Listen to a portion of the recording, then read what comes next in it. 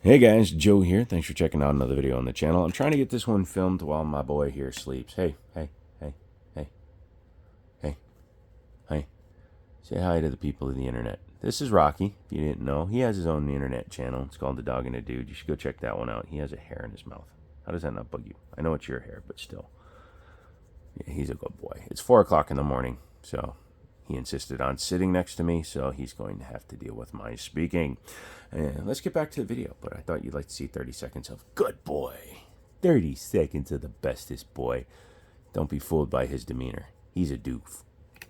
Coming back over here, this is the couch of infamy. I have been using this couch for years to film on, and it is finally starting to show some wear, so who knows how long it'll be prevalent and present in our videos. Today's video is on my favorite comped and ported pistols. I have plenty of firearms, and I've done my favorite 1911s. I've done my favorite hammer fire guns. Today we're going to do my favorite ported and comped or comped guns. Believe it or not, you can do both. Let's start with what is a ported gun. So this is the Fusion Firearms XF Pro. They sent this over to me. I greatly appreciate it. Thank you guys very much. I really, really, really am enjoying this thing. Has a, I can't even remember the company, but it has a RMR style looking optic on it. Very much looks like an RMR. It is not. But this gun is a 9mm 3.7 or 3.8 inch barrel gun, and it is ported. As you can see, there are ports cut into the top of the barrel, and there is a matching cut in the slide. It would be kind of pointless to port the barrel without allowing the gases to escape. But this is a pretty cool way of mitigating recoil, especially in shorter barrel firearms. So these ports allow the exhaust gases or the spent gases from the casing to exit the barrel as the bullet travels down the barrel, so that when the bullet leaves the end of the barrel, it also forces the nose of the gun down. It's different in a comp, but we'll get to that in a second. So having multiple ports also allows for the maximum amount of exhaust gases to be expelled upwards. So as the bullet travels past each port, a new poof of gas will go in, and then the gun will force itself down. Pretty interesting. A compensated gun would be, I'm trying to find the most, well, yeah, no, yeah, there you go. Would be something like this. This is the Tisas PX9 Duty Comp, a new release from Tisas. Thank you for sending that over. You're going to hear me say that a lot. A lot of these guns were sent by the manufacturer because, damn it, they trust me, and so should you. Get subscribed. But this is Tisas's newest version of their PX9. An excellent choice if you're looking in the budget-orientated space, as well as just freaking quality, man. Everybody says that, and it's something that I want to clear up right now. These aren't just good guns for the money. These are just good guns, friggin' period. But this is a compensator. This is actually a built-in compensator, meaning that kind of like the port, it's actually cut into the barrel and the frame. But as you can see, it's a giant single port comp. So you can see the size of the holes on the port versus the size of the hole on the compensator. Does the same thing, however, it expects it to exhaust as much gas as possible through a single port, hence the name single port comp. There are different variations on compensators. This is the Canik TTI Combat, and this has a dual port or two port comp. However, these are slightly angled, which is again a little bit different. However, this one is pinned onto the end of the barrel. Interesting. Uses a keyway, kind of like the way a crank balancer works. And then you have threaded barrel mounted compensators, such as this SIG 320 with the Harrington Arms comp.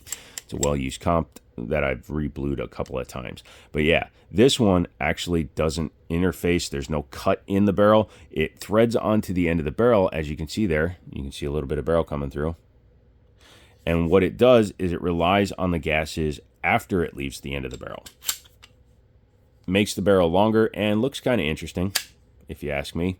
Yeah, this is a custom M17, which we'll be taking a look at, of course.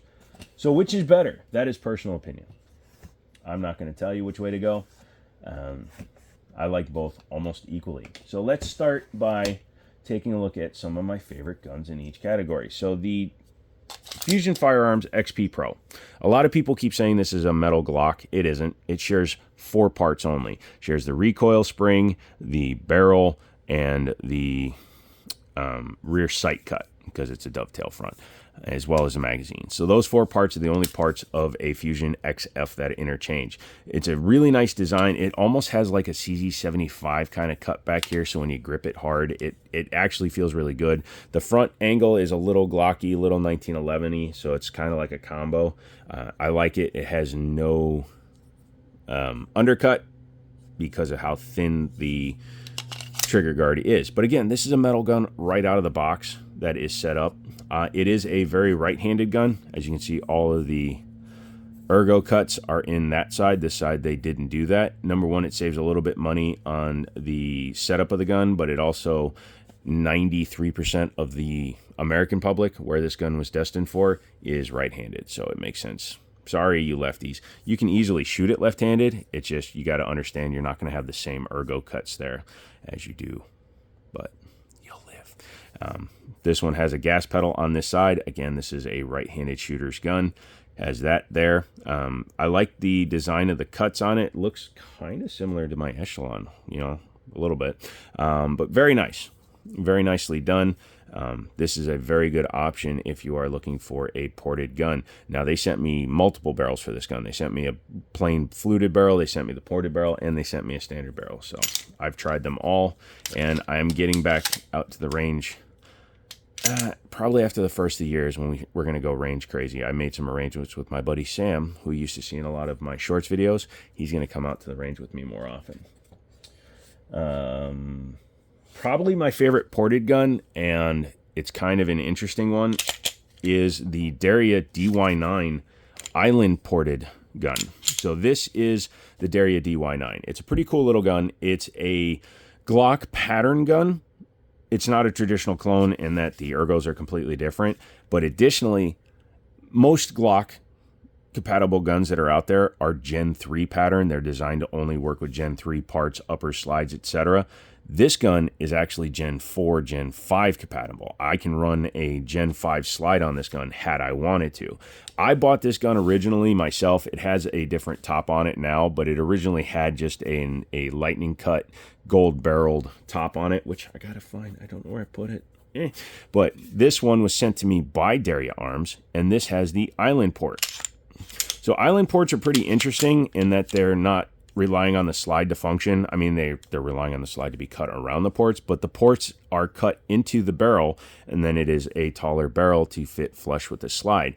You typically see that on super high-end race guns. Hayes Customs, their $5,000, $6,000, $7,000 guns, are one of the most notorious that I can think of that has an island ported setup. Very interesting. I also like the cuts and design of this one. It just looks cool. That front sight is super plain, but it is just held in with the set screw, so I would assume you could change that out for something else. But yeah, this is an excellent shooting, flat shooting ported gun. Those ports, as you can see, they're actually fluted and they kind of neck down a little bit.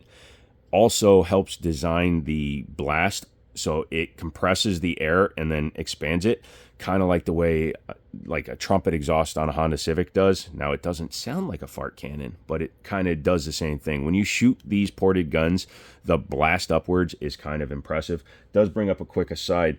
On the live streams, Mondays through Fridays, 8 p.m. Eastern to whenever I get bored, we were talking about this, and people were like, should I get a ported gun for a carry gun or even a comp gun? The answer is yes. The way that you overcome the gas blast fever, is shoot the damn gun. Go out to the range. Take your carry gun that you're trying to depend your life on. I don't think that's the right way of saying that, but put your life on and shoot the thing. If you shoot this gun 500 times, I guarantee you will even stop noticing the blast. It's there. It's always going to be there. But the brain has a funny thing. When it acclimates to something, it can make it disappear. You won't even notice the blast. It's hilarious when you first start shooting it because, man, the concussive wave, it's like firing an AR-15 sideways with a good muzzle brake on it. It's just fun. But yes, currently this is my favorite ported gun. I wish there was a aluminum frame. Derya, wink, wink, nudge, nudge. Make an aluminum frame for this gun and you will be king of the homage. All right, let's move into my comped guns. And my comped gun list is going to be, well, it's going to end where you expect it to. But let's start with one that actually is probably my least favorite style of compensator these days, and that is the barrel-mounted or threaded barrel-mounted one. This is a SIG 320 M17A1, so it was a military contract A1 that I decided to say, screw you, everybody on the world, and went ahead and customized it and turned it into kind of an X-Full RXP custom shop kind of a gun. So this was an original M17. However, I have put an X5 trigger in it. It's not just an X trigger. It's out of my X5 Legion. I don't know if there's a difference, but I like to be specific. Has an X full frame that I got from SIG because I'm not spending $400 for a steel frame or an aluminum frame for this gun. If I do get one, it's going on my actual Legion. Has a extended factory SIG barrel with threads so that I could run the Harrington Arms Comp. This is designed for the SIG 320. It was on my buddy's AXG carry. He gave it to me as a gift, and I reblued it. It's normally a high polish blue. It kind of looked like that finish, but I took the finish off and used Aluma-Black because it is a heavy-duty aluminum compensator, and then I blacked it out just because, I don't know, I kind of like the dull look a little bit better. I was going for the not shiny look on this gun, and it worked perfectly. I'm running a CV Life mounted onto a 320 optics plate. You need to do that because out of the box, these things are actually cut for Delta Point Pros, which I believe is the doctor's cut. Not 100% sure. But anyways, a factory 320 cannot take a direct mount RMSC either. So you can see this has the smaller footprint even though it's a full-size optic, which is weird. Yeah, sandblasting did not stop the tritium from working. If you do it right, you're okay. So keep that in mind. But yeah, this is my least favorite because it requires you to use set screws to hold it in place, and while it is stiff, it is hanging off the end of the barrel. It does add a little bit weight up front, so when it's firing on top of everything, you do have the weight of the, which is off. I'm seeing something is not set 100% right. But anyways, when it fires, you do have the extra weight up front, but it's aluminum comp. It's not that heavy. Suppressor would actually do more of a better job. But yeah, this is it's on my list, so it's a good gun, but it's not my favorite comped gun. Moving on to my next favorite comped gun. We've only got 3 more guns to go after this, or including this one. The Tisas PX9 Duty Comp. This is a 19X if you want to be pedantic about it. It's a 19X style gun in that it has a full-length frame with a shortened slide. Honestly, Para Ordnance was doing this way back in the day, but yeah, we'll let them have it for now. But manufactured in Turkey. Tisas is owned by SDS. However, the dudes over there are super chill, super good, and the price point they sell these guns at, they should not be this damn good.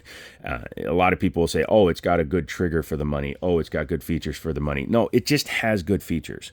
It just has good fit, finish, and build. So, yeah.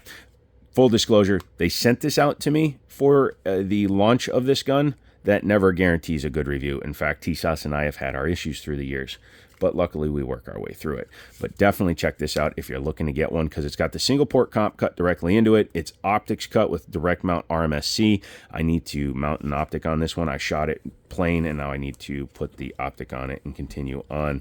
Hello, buddy. What are you doing? Are you on my phone? Were you sleeping on my other phone this whole time, you goof? Oh, it's so warm. It's so warm. My dog is silly. Yeah, I need to, like I said, mount an optic and take it back out to the range. It has cool things like extended mag release. You can see it's got a little cap on it, so you can change that. Excellent trigger for the money. Again, I just said it. I just said it. I just said it. Somebody stop me in the comments. But yes, for the money that you pay for this gun, it should not be this good. This trigger will keep up with the metas, the TP9s, and the P99s of the world. And that's a bold claim, and I stand by it. For example, don't worry, this is the next one. Very nice. Right up there with it. So yeah, the Tisas PX9 Duty Comp. Single port comp. Big one, look at that. Get my pinky right in there. Yeah, yeah, yeah. Check these guys out. Also, an interesting side note. They use 226 mags, just like Canik does. So, interesting. So, I have some Terran Tactical plate, or Terran Tactical mags, and yeah, convenient. All right, and that actually moves us onto the number 2 spot, and that is my Canik TTI Combat. Let's get this out of the way. The only reason I own a TTI anything was because I traded an Apollo 11 2011 that I didn't like for this. So I traded a gun I didn't like and didn't shoot for a gun that I knew would shoot well that I don't like. That being said, it's not that I have anything against the gun. I just don't like that. This is not a true TTI. This is a cash grab signature series gun with 1 or 2 little changes from a Meta SFT Pro. The most pronounced is this. So Canik, in conjunction with Terran Tactical, if you want to say that, came up with this dual port pinned keyed compensator. But again, if you want to duplicate this gun in terms of like its functionality, simply buy a Meta SFT Pro, throw a Harrington Arms comp on it, and you basically have the same gun. This gun is nearly $1,000 street. If you go on Gun Brokers as of the time of this writing, that's about where they sit. It's not worth that. It's a $600 gun all day long, $650 maybe, but it is not a $1,000 gun.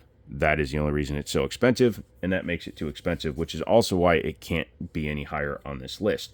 However, it does have a superb trigger. You can see it has nice take-up and super, super nice break and super short reset that literally kicks your finger out. When you have nerve damage like I do, it's nice to have a spring go sprung. Yeah, the sight picture and everything is really good on these Metas. As you can see, when you take off the plate, you retain your rear sight, which is nice. And that dual port comp is pretty solid. I've shot this gun already. It shoots very flat. I shot a Meta SFT next to it. Or excuse me, I shot a Rival without a comp. So same length barrel, but no comp. This definitely has less muzzle rise.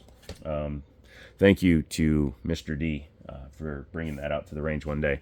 And that takes us into number 1, and you knew where it was going. The XC at home.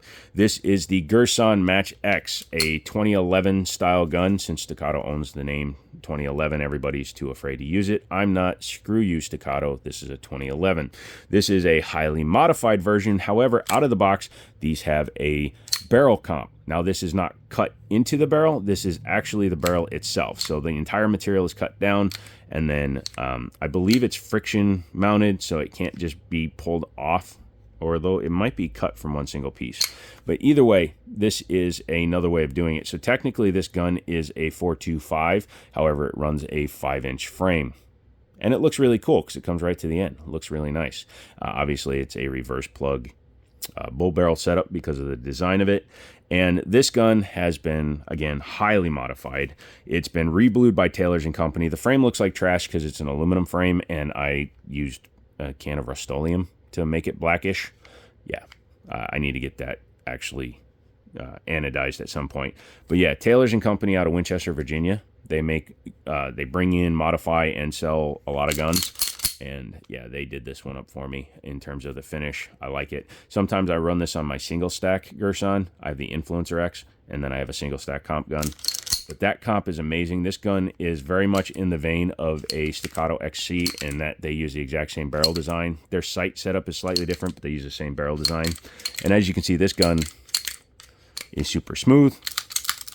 Because of my work on it, it has a 1.9 pound trigger in it. It has custom stippling from my buddy Greg, who did an amazing job. He left the faux screws down there, which is good because they sit so deep that you can't really get rid of them. It would leave a divot.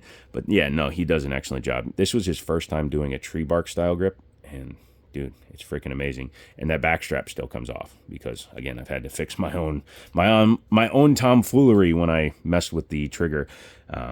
But yeah, this gun is super, super nice. Some people would say it's unsafe to carry. I say to thee, get thee away from me, varlet. But no, this is an amazing range style gun that I use mostly for the range these days. But I don't mind carrying it. I'll put it in a nice holster. Engage that safety, which, again, it has all Wilson Combat parts internally. including that spring was a replacement spring, and it makes, yeah, very nice. But you can tell why this is my favorite compensated gun. Uses checkmate mags, and hell of a nice gun for the money. Again, I've been using that phrase all this time. This is a stock under $1,100 2011. The XC starts at $4 grand. I think they're actually $4,400. So for 1/4 of the price, trust me, that gun is much better value. That's about it. If you have any, oh wait, I have an honorable mention. This one is not my gun, so it's not on my list, but it's another way of doing it. This is the Springfield Echelon 4.5 inch comp. The video should be out, or at least for members as you're seeing this. This one has a slightly different cut. They match the slide lines with their cut, but it also could help with recoil mitigation. I have to get one. I may buy this one and take it to the range and see, especially if you drop it. Don't drop it, doofus. But yeah, that's it. Let me know what your favorite was out of all those. Come back for another video. Leave me a comment. Go subscribe to my dog's channel because he loves you.